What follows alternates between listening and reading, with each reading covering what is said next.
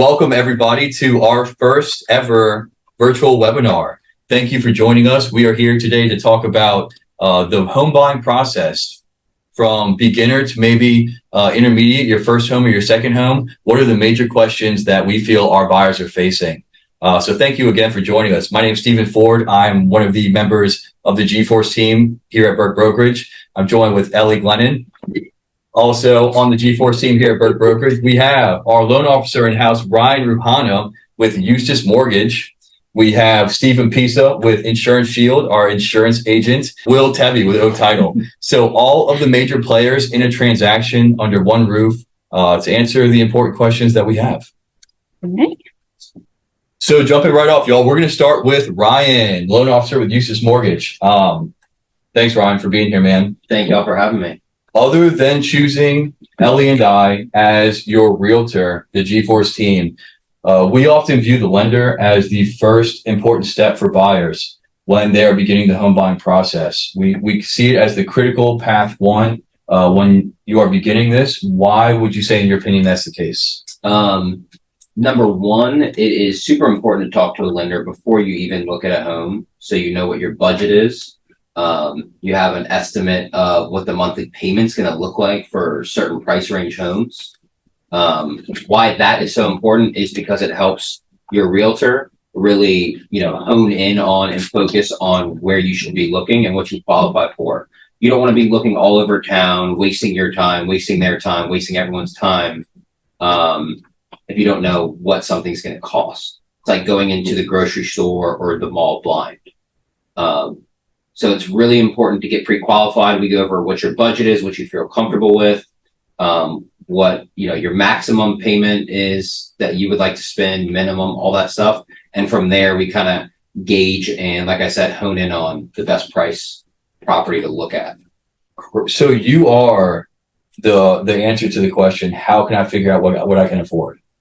That's the loan officer. That's the person that breaks down my personal information and tells me, hey, Stephen, I looked at all your information. You can afford a house that's $200,000 or $400,000 or $500,000.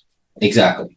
So how my approach is, whenever I meet a new prospective buyer, I like to hop on a call with them or meet them for coffee, breakfast, lunch, whatever they prefer. That way we can kind of figure out what your goals are, and from there figure out, like I said, what you feel comfortable spending every month, and then from there get you pre-qualified.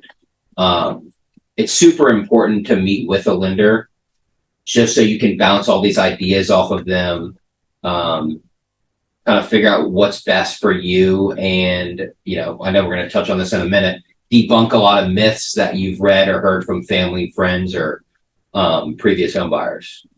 Great. I start with you. We sit down, we have that initial conversation. How long does the mortgage approval process typically take? So from our initial conversation to you giving me that magic number, hey, Stephen, you can buy a $400,000 house. Generally speaking, how long would that take? So just to backtrack a little bit, it is a team effort, so keep that in mind. Once I meet with you or we have an initial phone call, I'll send you a link to fill out, a loan application and some initial documents to gather and forward. Once I have everything, I can typically turn it around in 24 hours or less. After that, I get on the phone with you or we meet up again and we figure out, what you qualify for, all the different loan options, etc. Then I let your realtor know, Stephen, what you're qualified for, so that way they can figure out the best, price homes for you to look at. They don't want you looking at anything, too low that may not meet your criteria, or too high. They'll essentially set you up to look at exactly what you want and where you want to spend. Great. So as opposed to us just shooting in the dark as to the range my buyer can pick, you give them that number and then we go from there. Exactly. Once I log into the computer, I fill out the form. It says to upload that information. What information are you looking for? So it depends on your specific situation, but typically it's last 2 months bank statements, picture of your driver's license, last 2 pay stubs, last 2 W-2s, and last 2 years tax returns. So if that buyer is fairly organized in their documentation, maybe 24-hour turnaround. Yeah, I mean, we to can get to shopping. We've done stuff same day where I've had an initial consultation with a client. I send them everything 5 minutes after we get off a call or meet. They get me everything right away, and they're already shopping for homes later that day. Beautiful. So as quick as I am organized, more or less. Exactly. Okay. Exactly. And I can't emphasize enough, it is a team effort. So the more you help me, the more I can help your realtor, Stephen, find you the right home. Beautiful. That's pretty quick. Yeah. So if I see that house I love and I'm like, hey, I want to buy this, get my stuff to you, I could potentially present an offer in the first 2 or 3 days. Absolutely. And we're That's available great. 7 days a week too. So a lot of times, you're only free on a Saturday or Sunday. And if we chat Saturday morning, we can have you ready to go as long as you get us everything by Saturday or Sunday. Beautiful. That's pretty quick. Very quick. My credit score is okay. It could be better. It could be worse. What's kind of the sweet spot for that? Is there a sweet spot for it? Just the higher my credit score is, the more it's going to benefit me, or what would you advise someone that's concerned about their credit score? So minimum credit score for a loan product is typically around 500 to 580, pending certain criteria. The higher the credit score, typically the better your interest rate is going to be. So when a loan product is looking at your credit score, they're essentially looking at, that's your report card. The higher your credit score, typically the lower the interest rate. The lower the credit score, typically the higher the interest rate. Okay. So it would behoove me to work on improving my credit score before I buy a house. Exactly. Try and get to that 657, 750 range. Yeah. Depending on the loan product, there's different minimums. So that's also another reason it's important to get with your loan officer so we can go over all these. Because certain loan products allow for lower credit scores as well. And certain loan products that you may qualify for don't penalize you for having a lower than average credit score.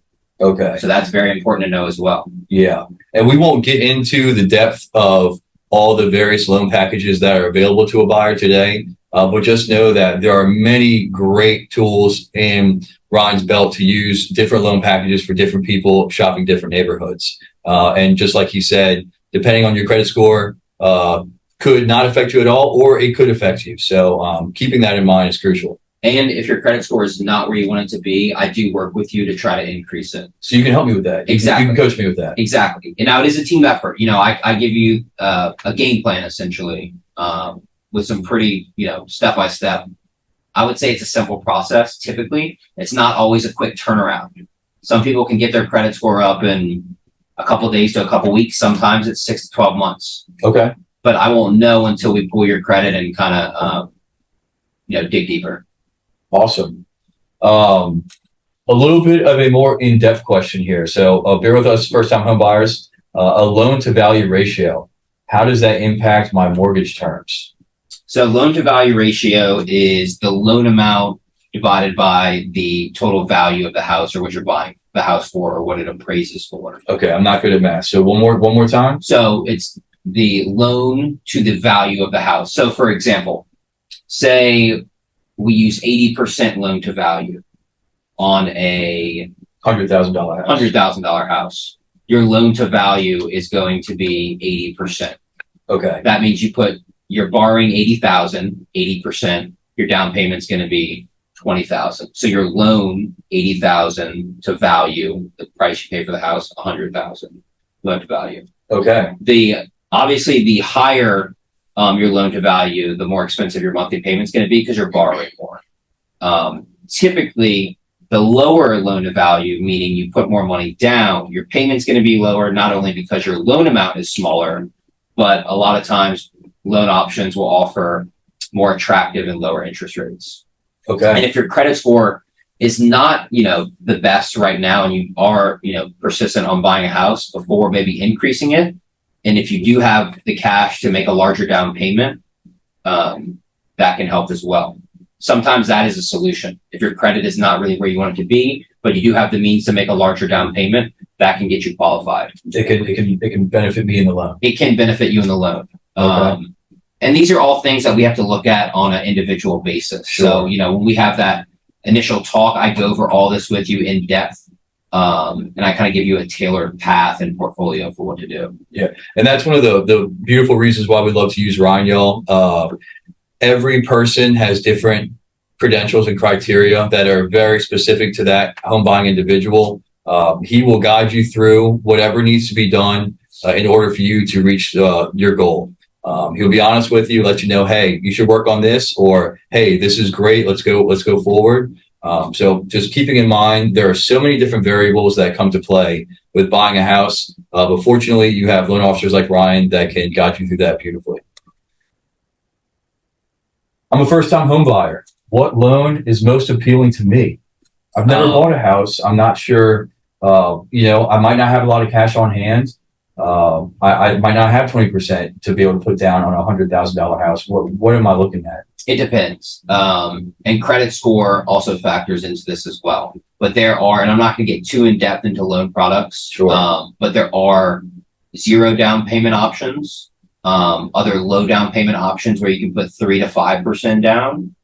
There's also grant programs, and we look at and see if you can qualify for these, where we give you maybe 2, 3, 4% of the price of the home for down payment assistance or to help with closing costs. So there's all different types of products out there.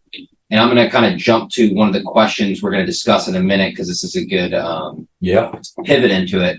One of the biggest myths, and I still get this question at least once a week, is can you put less than 20% down when buying a house? The answer is yes, always. Like I said, there's tons of options available. Sure. First-time home buyers have more options when it comes to less out of their pocket. But even if you're a second-time home buyer, or you say you bought your house and you and your family are expanding and y'all want to move, you can still put 5% down on the next property.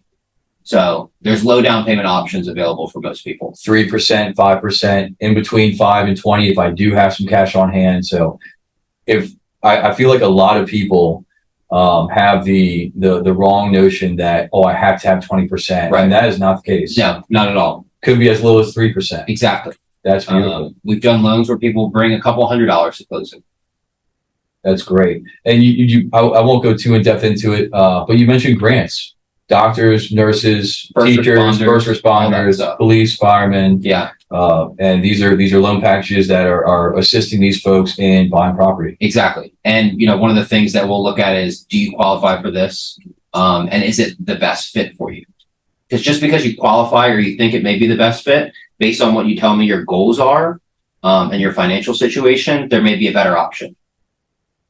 Beautiful. So even though that 3% sounds great, you may have the expertise of saying, hey, that sounds really good. I think this will benefit you more. Correct. Let's go that avenue. Correct.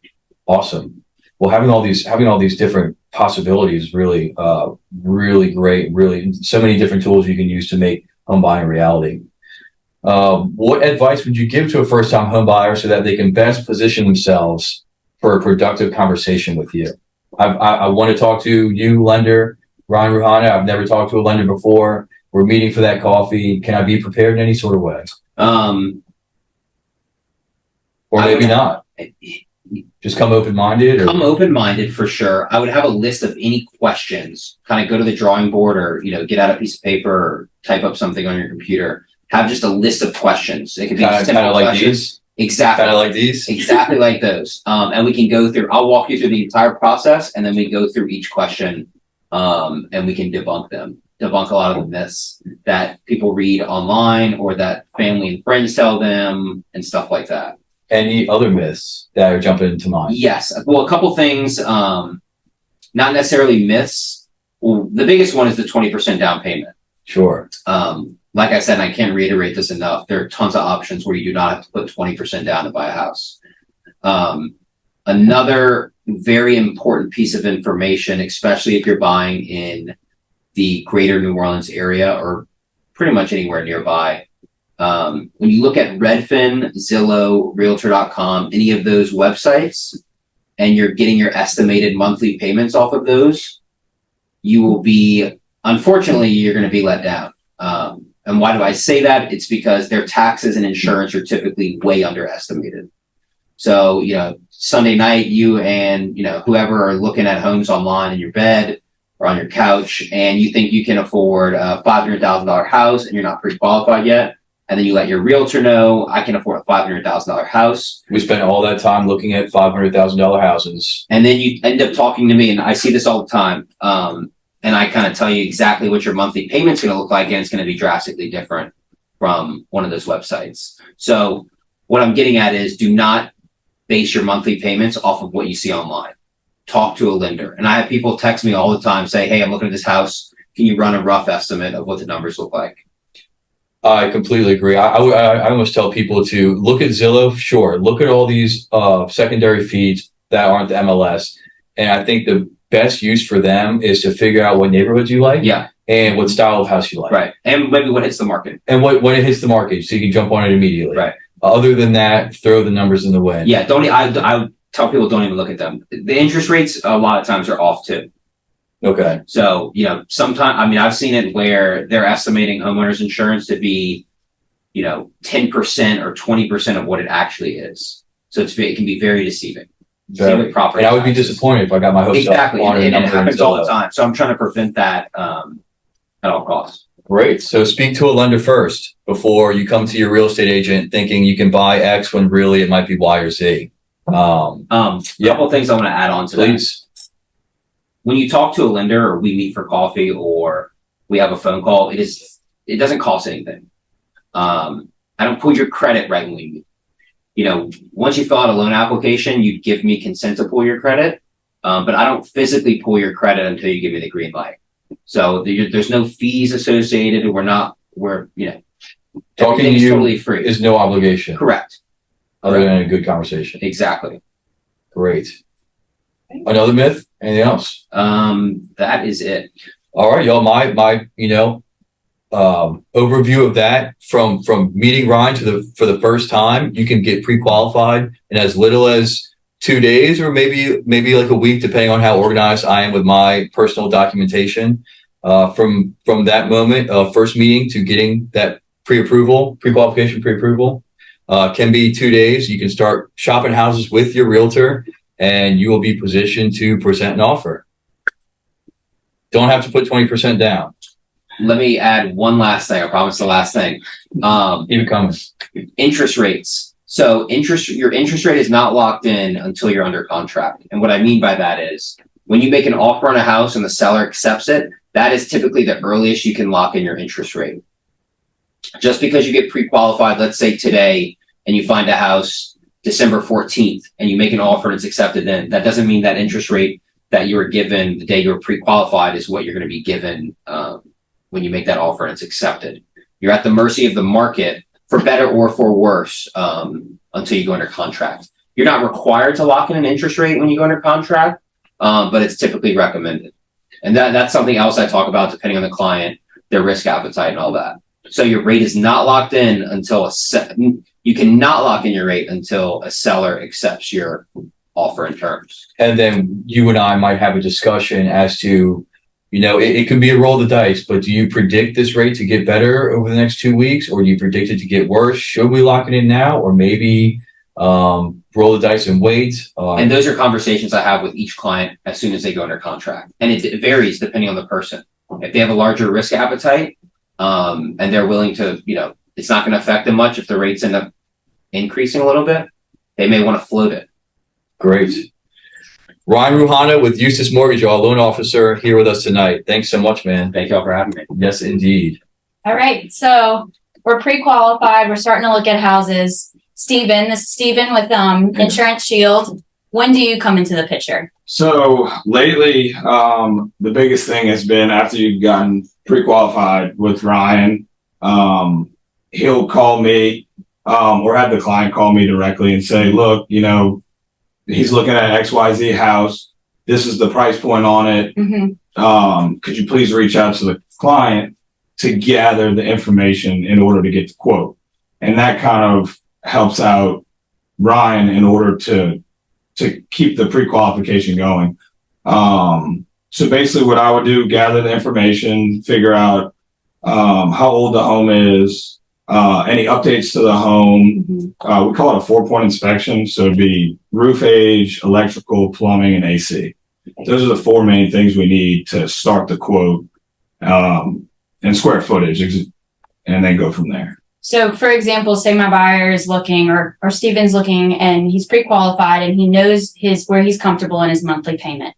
But the house he's looking at has a 15-year-old roof and some other things that raise your insurance. Is there anything we can do in the front end to, counteract that monthly payment? So there is. You can either increase deductibles. You could, talk to your realtor about maybe getting money towards putting a new roof on the house, because right now everybody kind of realizes that you need a 5-year new roof. There is options for roofs older than that, but that is the sweet spot right now. Okay. And does my personal credentials come into play when I'm shopping insurance? It does to a certain extent. We pull what's called a insurance credit rating. It kind of goes based off of your insurance credit history. And then also if you've had any insurance claims, anything like that. But mostly it does follow your credit score, even though it doesn't pull a hard credit, it's a soft pull. So, if somebody does call me and says, I have a 750, they're usually going to have a good insurance score to help them out with that. Yeah. Is there any hurdles that either the realtor or the buyer can prepare for when we're starting to look for houses when it comes to insurance? So the biggest hurdles, going back to that 4-point or the year the house was built and kind of building off the year built. Right now, if you have a home that's 10 years or newer, you're going to see a drastic decrease in insurance. So what I would kind of look for is any updates. Like I said, we always reiterate the roof. Right. But other than that, that's what I would. Okay. So say he loves this house that has the 15-year-old roof, and he's ready to, go under contract. He goes under contract. He's excited, but his insurance quote is very high. If in 6 months from now, a new insurance carrier comes into the market, are you able to help him out and kind of rework what he already had? Definitely. So what we've kind of been telling everybody from IDA is basically, we can always reshop your policy at any time. Insurance policies for personal lines, 99% of the time are 100% prorated. So if right now what I'm kind of telling people is, look, you can go with this insurance now. We have some new carriers coming out in the next couple of months. Call me back in February and we can reshop your rate and see if we can get it lower for you. And you're able to shop different Exactly. options for buyers. Yes. So there's multiple insurance carriers out there. You're able to look at all of them and kind of find what best fits their needs. Exactly. And just quickly explain, a deductible and what those coverages look like and, what that looks like for a buyer down the line if anything were to happen. All right. So the biggest thing right now is most companies, the lowest deductible for hurricane is 5%. What that means, if you have a hurricane, a windstorm, or any hail damage, it's going to be 3 or 5% of the total policy limits. So say you have, $100,000 limits at 5% is 5,000. So, that's what you do have to take into effect. That's what you're paying out. So actually it's not what you're paying out. It's what the insurance company is going to give you. They're going to give you, say your roof's $10,000. You have a $5,000 deductible. They're only going to pay you $5,000. Okay. So sometimes you're not coming out of pocket that $5,000 just to get $10,000 back. Yeah. Okay. And then any advice you would give to first-time home buyers so that they can best position themselves to have a productive conversation with you?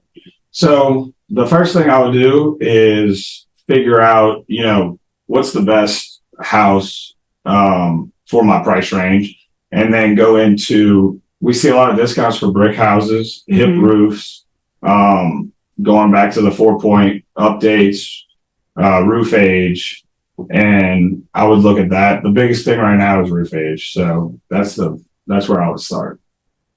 Do you mind clicking the right button? Sorry, I forgot to click. Where's the keyboard's right there in front of you. Click right, bottom. right here? Yep. Perfect. One last question. I'm going back to this hypothetical. And I'm going to bring in some real estate advice too. Is this house that has a 15-year-old roof, say we get a quote and it costs $10,000 to replace it. That's an opportunity for your real estate agent to get very creative and think of some ways for you to get that new roof as soon as you purchase. So we go to purchase on the property. Maybe a seller gave you credit, so you're bringing less closing costs out of pocket, which is another thing we could touch on. But basically, we're able to get you that new roof.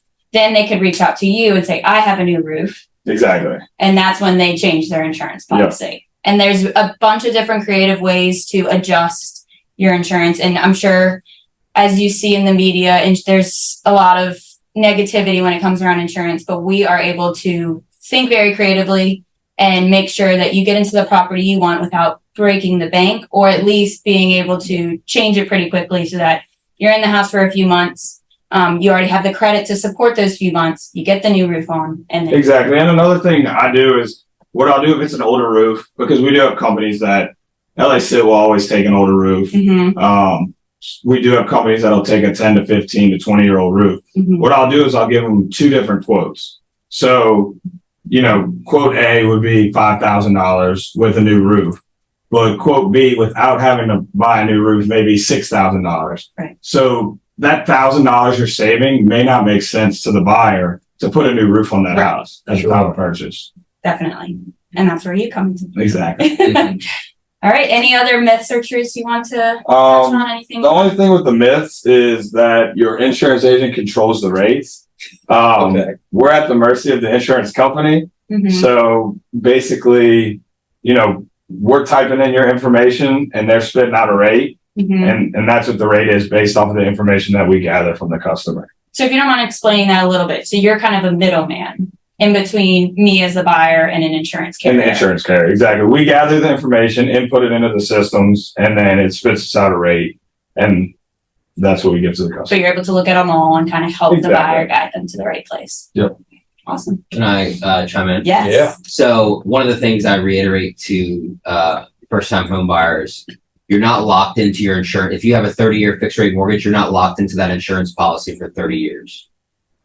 Say you buy a house today, you close, the house is yours, you and your family move in, you have your insurance policy for a year and a half, and you call your insurance agent to see if there's a policy that has a lower annual premium. You can switch pretty much however many times you want.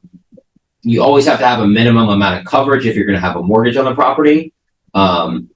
But you can always call your insurance agent and switch policies if there's more available. Is there a cost associated to me as buyer Steven with switching? So the prorated amount is minus tax and fees. However, we're not going to move your policy if it's over $200.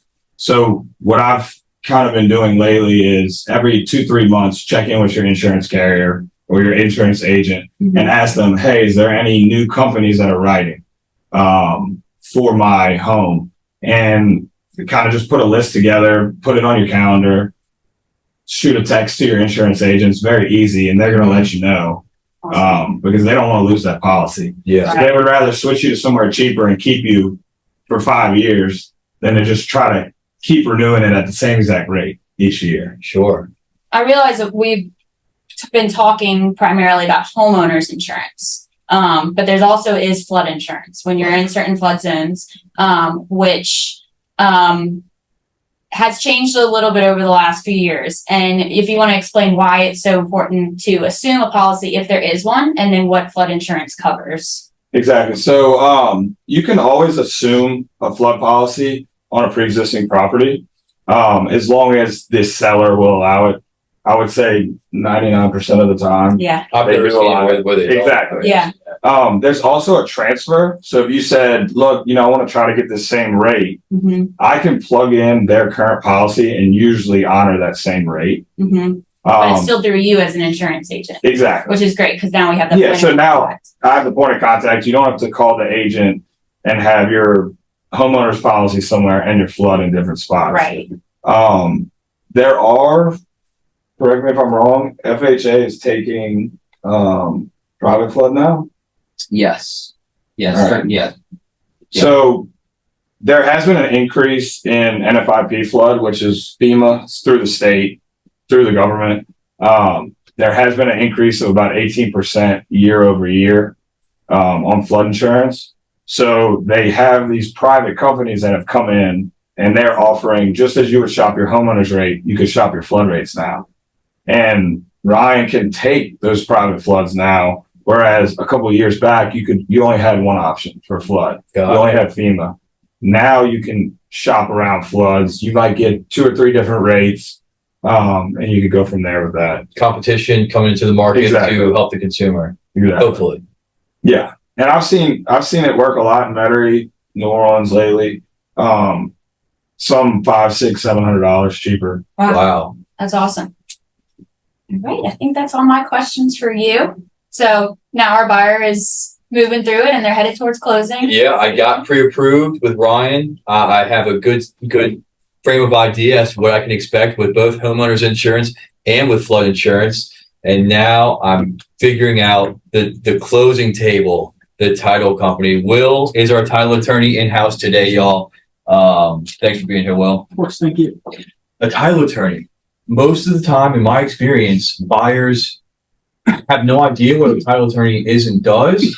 And oftentimes, they're the background that's making sure I can buy the house and enjoy it to the fullest. In your words, what is your role in home buying? So in Louisiana, a title attorney is first a Louisiana licensed attorney that examines the public records, and that will be the conveyance records and the mortgage records. And in doing that, we determine who the current owners are and also the encumbrances or if there are any on the property. And so my role is to ensure throughout all that the buyer is purchasing a property that has clear title. That's interesting. So I feel like it's obvious who the owner is, right? Not always. Not always. Correct. How so? Sometimes you'll have an heir that should have signed an active sale who did not. Billy Bob in London that might own a portion of the property that no one knows about. And then also sometimes there could be a clerk of court that might make a mistake in indexing, or say title companies do make mistakes as well. So yeah, sometimes it's not always clear. Okay. And you're there to look at the nitty-gritty history of the property to make sure there's no surprises and that I can buy this house and I will be the rightful 100% owner. Correct. That's good to know. Yes. At what point in the home buying process do you come into play? So typically title companies will come into play once an offer has been accepted and the property is under contract. So say, for example, Ellie's clients, they go under contract. After they get the supporting documentation, purchase agreement, addendums together, she will send it to a title company. And then once we receive that, we will open a file and then start our process. So you would be reaching out to the buyer, gathering their information, their preliminary stuff, and kind of onboarding them with the title company. Correct. We have a processor. She reaches out and gets, this is another question, a lot of personal information. Some people get a little freaked out by it, but she'll get the full social security number, full legal name as it appears on the government issued ID or driver's license, marital status, which is very important. Okay. And then phone number, email, things of that. Yeah. Yeah. So usually we get in my experience, the buyer will, we find the property, we submit the offer, it gets accepted. And I'm like, hey, do you have a preference to the title company? And they're like, no, I don't. Use whoever you trust. So I'm like, all right, well, I'm going to use Will with Oak Title. I give you their purchase agreement. I give you any addendums that might be associated with that. And then there's some sort of deposit that comes into play. Correct. Is that held with you, or it can be held? Yes, with you? it can be held. Yes. And then we use also an app called Earnest. You can do it electronically, especially if you have a client that's out of state or doesn't have checks. Nowadays, I don't even have checks. Yeah, right. Or if they just want to drop off the deposit at our office, they could do that. I will see that deposit again. That is included with the loan. With the loan. Okay, so that's money I'm not just giving away and I'll never see it again. It will come back to be put toward the sale. Correct. Okay, yeah. Other than making sure there's no heirs out there that are unknown, a lien and encumbrance, can you, generally speaking, what is that? So an encumbrance, it's a right other than an ownership interest in real estate. So an example is a federal tax lien, mortgage, a judgment against somebody. And then also we have if there's a fence encroachment, anything like that. So if you see on a survey there's a little fence encroachment, that's an encumbrance that has to be either taken exception to or brought up to the buyer. Okay, so there's legal restraints that could be in place that are unknown, and you're there to kind of find those, see if there's any that exist, and if they do, how can we relieve or get rid of those? Yeah, so say for like a mortgage, we would, if it's the current seller's mortgage, we get that loan information, contact the bank, get a payoff for that. If it's say a judgment for either of the parties, we speak with that person, get a payoff for that judgment, and then go from there. Do you see these happening fairly often, or is it kind of just like, I mean, mortgages are very. as far as like other liens or other encroachments or easements or what have you? Like, Yeah, it does occur, but typically we can handle that, especially judgments or anything like that, depending on the price, because sometimes people might not be comfortable enough, taking care of that judgment compared to what they're going to have to bring to closing. So okay, that'd be a question for the lender as well. okay, Yeah. So if there's a problem, you can find the solution.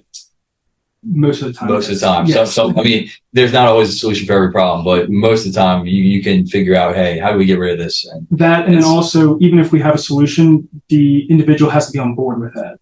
For example, recently we had an issue with small succession that had to be done, but the seller did not want to move forward. a succession is when someone passes away. Correct. Okay. And so the seller had to move forward with the sale of the property. The seller had to go through with that, and that person did not want to do that due to certain financial reasons. Okay. So even though we found a solution, they still have to be on board with that. Okay. Yeah. So you are there to make sure that, hey, I often describe the title attorney as the magical background that makes sure you can buy this property and enjoy it free and clear, and it's 100% yours until you either want to sell it or pass it down or what have you. You're the magical background that makes sure this house is good to go. That sounds very That's good. Appreciate that. No one really knows how the perfect way to describe a title attorney and what they do. I'm like, they're there to make sure you are secure and safe in your purchase and that you can enjoy the property. Yeah, for sure. And people don't see us until the closing table. So we're kind of mysterious in the back. Exactly. Yeah. And then they'll see me at the closing table. They're like, oh, that's the person I've been talking to. So yeah. You're the closing table, hypothetically. Your office and that's great. That's where the fun happens. Yep. People, yeah, definitely. Hopefully. What's a property's title? Yeah, so, I mean, simply that's just the ownership of the property. Just the ownership. Yeah. And that's what transfers over to the new owner at the act of sale, or is that the deed, or are they kind of interchangeable? So really once it's recorded, because we're a recordation first state. So once it's recorded, yes. Okay. Mm-hmm. Okay. Title insurance. Mm-hmm. Is it necessary? So necessary, yes, because for 99% of the purchasers, it's, the biggest investment that they're going to make. Yeah. And then also relatively with the price, it's compared to the insured value, what they're insuring, it's very small. I'd rather have it, not need it, than need it, not have it. Correct. Yeah. It's for life too, correct? It's as long as you own the property. Correct. Yeah. Liability. Yeah. It's a small fee to cover you the entire time you own the property. A few $100 or is a few $1,000? It depends on the purchase price. Yes. And then also if you have a lender's policy. Yeah. So we get the question all the time, do I need a title insurance policy?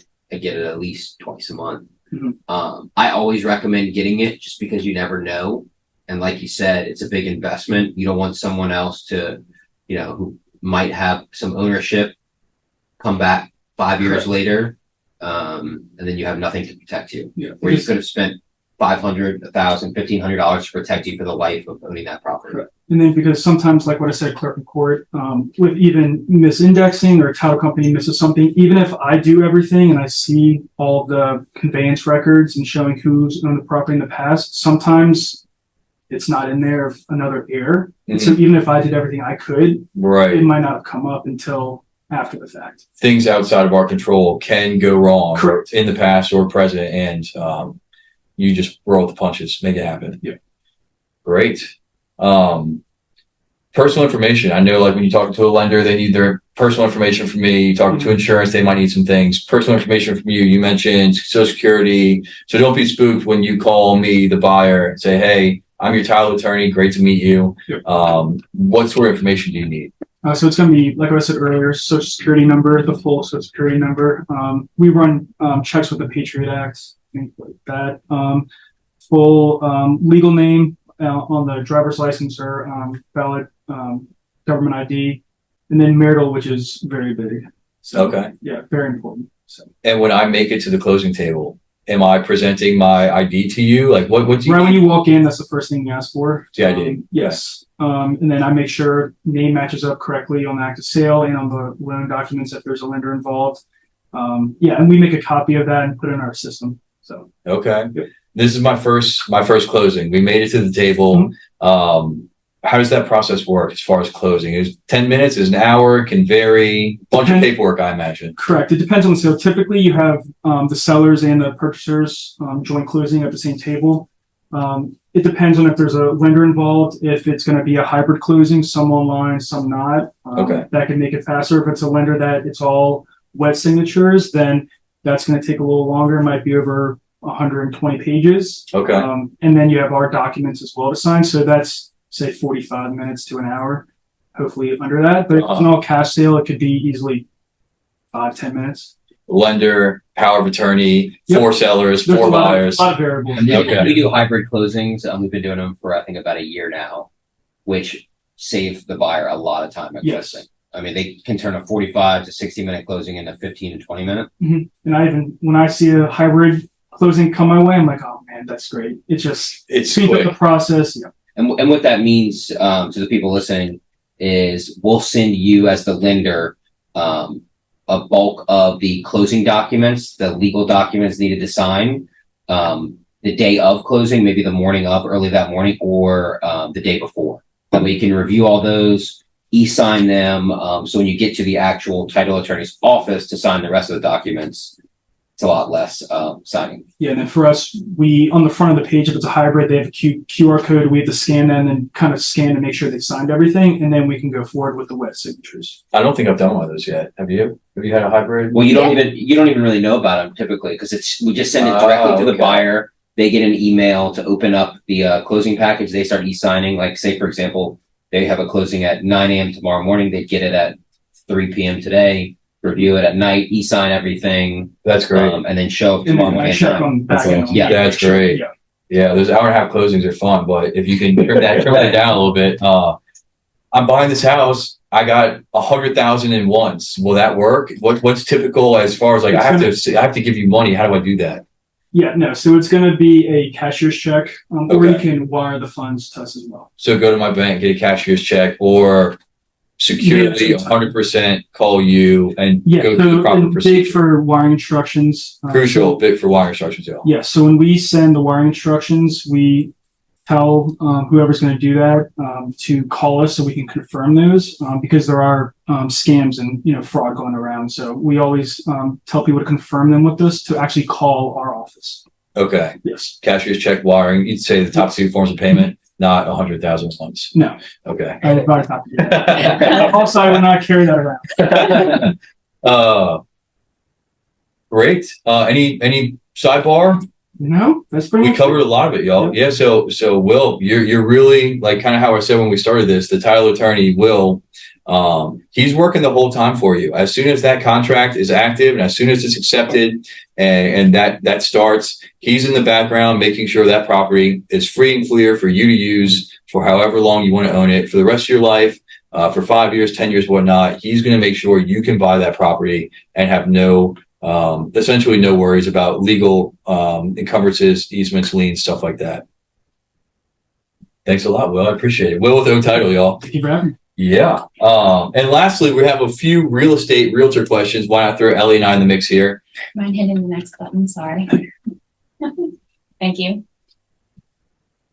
Ask you this? Yeah. Yeah. Starting off, real estate agents. We're all over the place, but it really comes down to have an experienced agent to guide you through the many, many very unique hurdles that could come up or a completely smooth process as a result of careful planning. So Ellie, what is the basic breakdown of purchasing a home? So a lot of people think that real estate agents are there to find you a home, and that's absolutely true. But our job really starts after you found your dream home. So I have a little breakdown. Starts by getting, of course, pre-qualified. And then we start showing you properties. So this is the fun part. We start to tour our options. You can go to open houses. You can really start to see some properties. And then we hopefully find you the one that you love. That's when we start to work on the the offers, we offer something to the seller, and if that gets accepted, we are officially under contract. If it could get countered, which means say we're offering on a $120,000 house, they come back at 110. We have the option to discuss that. Say you accept 110, we're officially under contract. And I know we touched on this earlier, but a deposit would be needed. That's one of the first things that needs to happen. That's delivered within 72 hours. And that is sometimes brought to the title company. And I'm bringing that to Will. You're bringing that to Will, or you're bringing it to the listing agent's broker, not the listing agent. They're not putting that in their bank accounts. It's put into the office's bank account, which is a third party bank account that's not touched. So your money's safe. And then we start the inspection process, which is really where I would say we as expert real estate agents, our expertise really comes into play because it's a lot of moving parts. This is your due diligence period to make sure square footage is right, that they, said it was 1,800 square feet, it's 1,800 square feet. We get a general termite, a plumbing inspection, make sure that everything under the house looks good, that you can't see. Maybe a 4-point inspection. Yeah, a 4-point inspection, get on the roof, get in the crawl spaces there, if there is one, and find out everything about the house that you possibly can. Start getting insurance quotes if you haven't already. Make sure that once we settle inspections, which is usually generally a 14-day period, that you truly know what kind of house you're buying and that there's nothing hiding.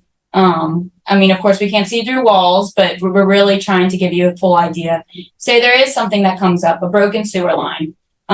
Hopefully that doesn't happen, but it is something that does happen. And we would help you get a subcontractor out there, get you a quote. Say it's $5,000. We then have that discussion with the sellers to make sure that is a credit or something that makes you feel comfortable moving forward. So inspections are settled. That really is when our job starts. And then appraisal is when we work with your lender to get someone out there. They give you a third party value. So I gave an example of an appraisal because it is, I would say, for first time home buyers, one of the most confusing processes. Yeah. You're buying a home for $300,000. You have an appraiser come out from the bank. And they say your house is worth $290,000. So now he's only giving you a loan, correct? Yes. Based off of that value of $290,000. Correct. So essentially, you're coming up with $10,000 if we don't adjust. Correct. So that is an opportunity again for our realtor to talk with the sellers and. So if I'm your buyer and I'm under contract for a $300,000 house, Mhm. the appraiser comes out and says, "Hey, it's only worth $290," like, Ellie, what do I do now? We have that discussion with the sellers, and hopefully we can come to an agreement that the appraiser thinks it's only worth $290, so we should only be paying $290. Unfortunately, there are some times where sellers do not want to budge, and you have to make the decision if you want to come up with that in additional cash funds, or we go back to the appraisal, we give them better comps, or help them hopefully prove that the value is there at $300,000. There is some instances you're buying a $300,000 house and the appraisal comes in at $310,000. You now have $10,000 in equity, which is a great thing to see. And you made a good purchase. Got a good deal. Yeah. And then there's a bunch of moving parts in between. One of the biggest things we do is communicate with all parties. So we're communicating with all of them. We're communicating with the listing agent, who's then communicating with the sellers. And so everything is really just hopefully a very simple communication structure. And we're dealing with all the things in the background that you don't see. Then appraisal's good, inspection's good. We're headed towards closing. And this is generally the fun part. You get the keys and you can officially start moving into your property. Hey. Yeah. So I'm your buyer. My offer is accepted. We find something detrimental in the inspection period and I'm not confident enough to deal with it. Mhm. And can I get out? Yes, I can cancel a contract without any sort of ramification. correct. So the inspection period is written into your contract. Say that's 14 days. If on day 3 something huge or we find something detrimental in the house or your personal something happens personally and your finances change something, you can cancel. We'll send the cancellation to the sellers. We'll get that signed and then your deposit will be brought back to you. So it'll be cut from the title company or the listing side. But the 14 days is really your time to figure out that information and basically we get your deposit back And I can be pretty quickly. comfortable and confident knowing that if for some reason I want to get out of it, I can. Correct. My deposit, Will hands me that deposit back and we're good to go. Correct. Your deposit is really just holding you in good faith to the property. Like, I do want to buy this house. Otherwise, people be writing offers here and there without doing any research behind them, maybe never seeing the house. Deposit is saying, I'm making a good faith offer. Here's, if it's a $300,000 house, it's usually $3,000. I want to move forward. If the day before the closing, you change your mind and you don't want to buy the house anymore, but you've gone their inspections, your appraisal's good, your financing's good, we've got the clear to close. That's the opportunity for the sellers to hold you in default and take your deposit. Okay. But as agents, we're there to make sure that never We don't do happens. Yeah. I'll ask you the next one. Yeah, sure. What is the purpose of having an agent? Oh, I guess kind of touched on that We too. kinda touched on that. I'll do next too. What is the purpose of having an agent represent you in purchasing? And once you've spoken to Ryan, how many homes can we start seeing? So having an agent is crucial, especially if they have years of experience. If there's so many different variables that come into play for every property, they are uniquely different and potentially difficult. So having an agent represent you, there's many reasons to do that. So that the listing agent, they don't particularly have your interests at heart for them. They're watching out for their seller. So having someone that has your utter best interest in mind and is fighting for you in that way safeguards not your wallet, safeguards really the whole process of what you're getting into. Because like I said, the listing agent is looking out for the seller. You need to have someone that's going to be looking out for you. And then I kind of what you said, Ellie, submitting an offer is easy. It's paperwork, right? But when you get into the inspection period, you need to have someone that's dealt with problems, that has dealt with a broken sewer line or a bad HVAC system or an old roof. You need to have those connections in the industry that can give you quotes to replace these things. So it's more of the experience with dealing with problems that I find we are most valuable, because they will come up. I can almost guarantee that problems will come up, and having someone that's dealt with that problem before is so valuable. And then going to, I've spoken with Ryan, my lender, and I'm ready to go. How many homes can we see? We can see as many as you want. So, typically we don't want to go and see 50 or 100 properties. We will, and we have, and it's a load of fun, and we'll do it every time for our clients. However, Ellie and I will definitely try to hone in on exactly what you're looking for before we just start shooting in the dark. So find maybe your top 2 or 3 neighborhoods. Find the style of property. Do you like a traditional? Do you like a cottage? Do you like we're in New Orleans, so do you like a shotgun style, old school New Orleans property? So we try and hone in on your buying criteria and your personal preferences before we just hit the market blindly. How many can you see? As many as you want. And it's a lot of fun, but you'll find that can also be overwhelming. If you see 20 properties, you forget the first 10, and then you start revisiting these things. So honing in is definitely good. I'd say if it were me, I'd start with my favorite neighborhoods. And then what amenities do I need in my house? 3 beds, 2 baths, 4 beds, 2.5 baths, 2 beds, 1 bath. So that's the answer. As many as you want, or as efficiently as we can possibly make it. Something to add. Let's hear it. We're all local here too. Yeah. All of us are from here. Use us as assets. We are a team. And don't be afraid to ask questions. Mm-hmm. Yeah. Huge. A lot of people, I love that you said that. People that have never bought a house are extremely intimidated oftentimes, and rightfully so. I totally get it. But ask the questions. Every question's a good question. And when you're talking to your lender, honestly, the more questions you ask, the better you're going to be positioned. So never hold back. And ask questions that may not be related to our specific field. If you are maybe new to town or relocating, and you let us know, what type of property you want, the vibe of the neighborhood and all that stuff. Since we're all from here, we can really pinpoint the best place for you to be within your budget and all that. Mm-hmm. So use us. Every neighborhood is so different. Exactly. There's personality. Every neighborhood has a different personality, and find the one you're going to be the happiest in. Exactly. Great. Ellie, coming to you. What do I do if I find a house on Zillow that I want to tour? I've been browsing Zillow until 4 a.m. and I found 1,000 houses I like. Send me the list and we'll do the same thing. We can start touring them, or we can really hone in based on your feedback from previous showings or just conversations on what we want to see. So don't call the listing agent in the Zillow on the Zillow page. The most important thing that we can leave you with today is that whoever tours the house with you, whatever agent is there touring the house with you, unless it's an open house, is now acting as your agent. So if you see a number on a sign, you say, wow, that house looks great from the outside. Let me call the number on it. And then they schedule an appointment.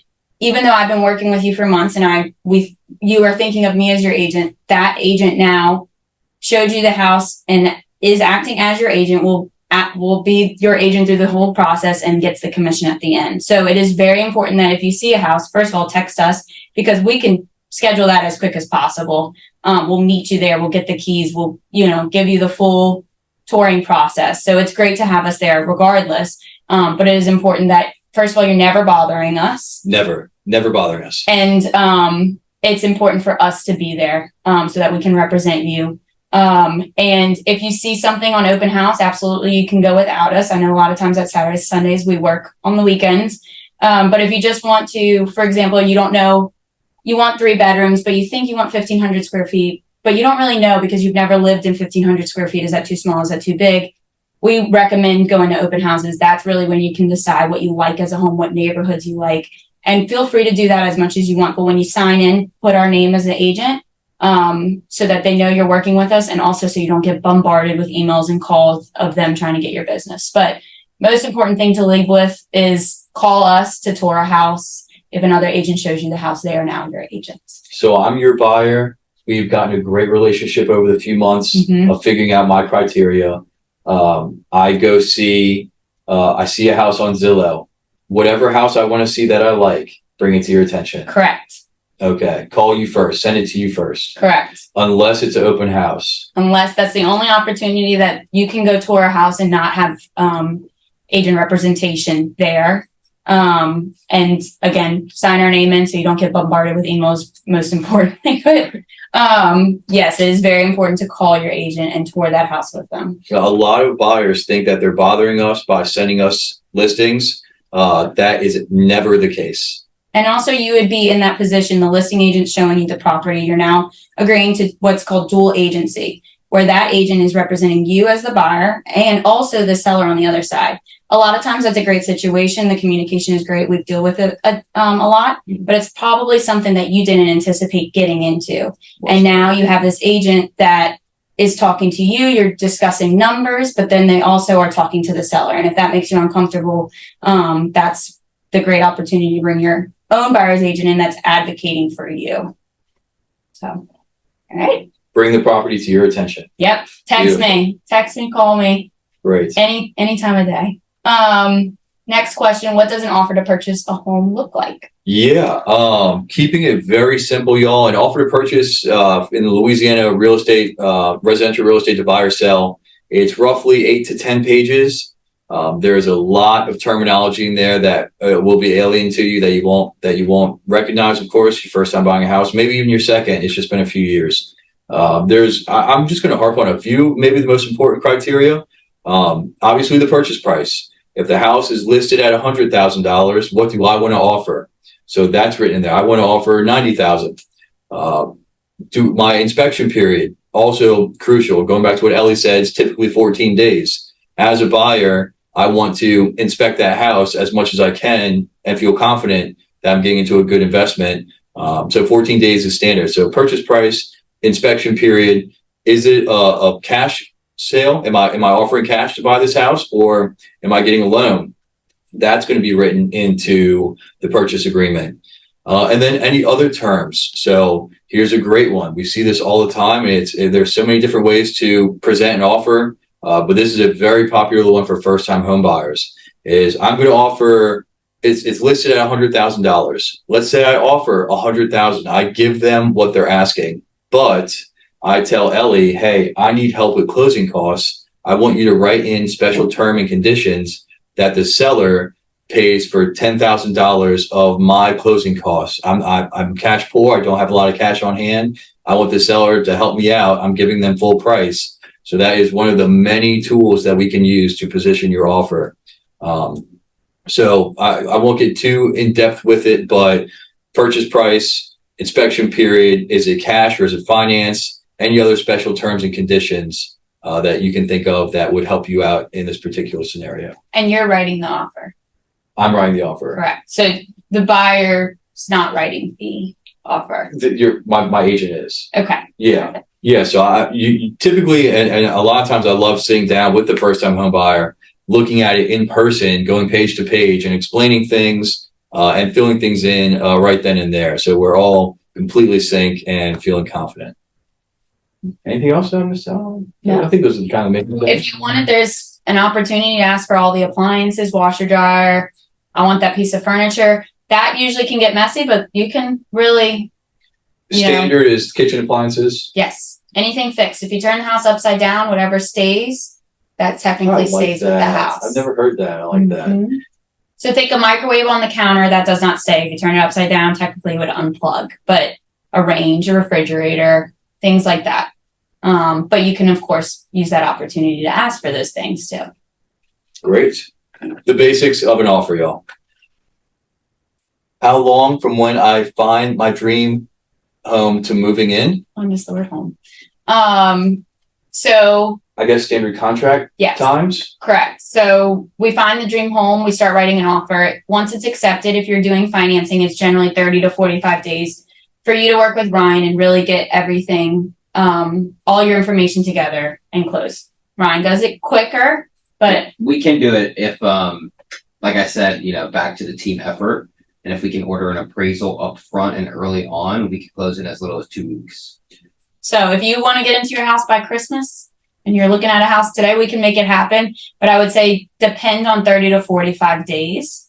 And that's our opportunity to do inspections and all those things. And so then when we go 30 to 45 days later to the closing table, that's when you sign all the documents and you own the home and you're able to move in. But until then, we're able to measure furniture for you, but you cannot officially move in until all the documents are signed at the closing table.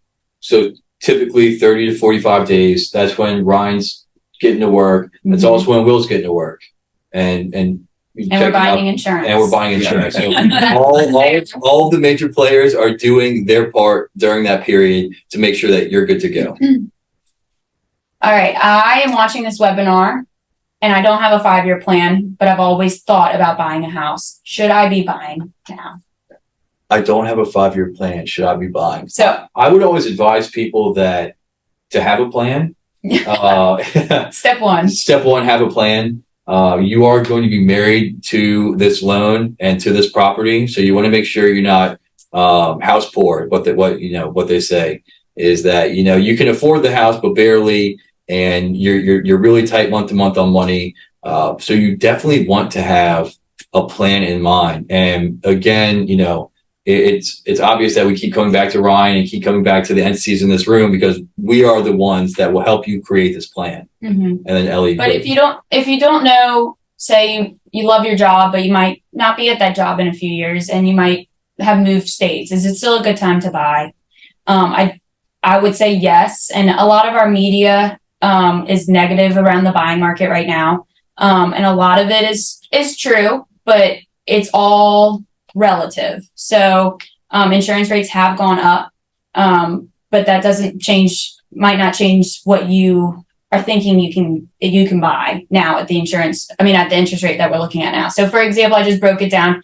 Ryan might kill me for putting numbers up on the board because these are made up numbers. But I just wanted to show that if you're thinking, okay, I don't know my job, if I'm going to be there in 5 years, I'm currently paying $2,000 a month in rent. That's $120,000 over 5 years. If you use that $200,000 towards a purchase, hopefully you can get a $250,000 maybe condo. You put $8,700 down. After 5 years, you hopefully will have equity in the home. But let's say you don't, or that you do, but you're breaking even. Just think, you just spent a monthly payment, but you're breaking even at the end. You kind of are renting free for 5 years. It is better to put that money in your pocket than someone else's. So that $120,000, what is a better investment with that than renting right now? And we do want to stress that it's still a very good time to buy. There are so many opportunities to buy now and negotiate because there's inventory on the market. You can hopefully negotiate on sales price or think of creative ways to get you more closing costs or keep more cash in your pocket. And then you can always refinance down the line if interest rates drop and Ryan gives you a call and says it's time to refinance. And you don't know if interest rates will drop. A lot of people say, oh, you're a real estate agent, I'm looking to buy soon, but I'm going to wait for the rates to drop. It could be 20 years. It could be a very long time, and you'll be kicking yourself that you didn't buy now. But the thing is, you will never be mad at yourself for buying now because either rates go up or they drop and you refinance, and you still have that opportunity. And the way we help you is that there is inventory and there's an opportunity right now for buyers to negotiate and get you the house that maybe 2 years ago you would have been in an 8-person bid. You would have been maybe overpaying for a house or bidding really high, right at the top of your affordability. Now you can feel comfortable with your monthly payment, and then hopefully interest rates go down and you can refinance and get an even lower rate. Exactly. But it is definitely a good time to buy. Don't listen to the media. Call a real estate agent and ask them. I think that's it. Any sign-offs? Ryan, Stephen, Will, thank you all so much for joining us. Ellie, always a pleasure. Thank y'all for having us. Yeah. Yeah, thanks for coming. We will have these gentlemen's contact information available, much like this video. So thank y'all for joining us tonight. We are always available to answer any of your questions. No question's a bad question, and we are excited to help you. That's it. Thanks, y'all. Thank y'all.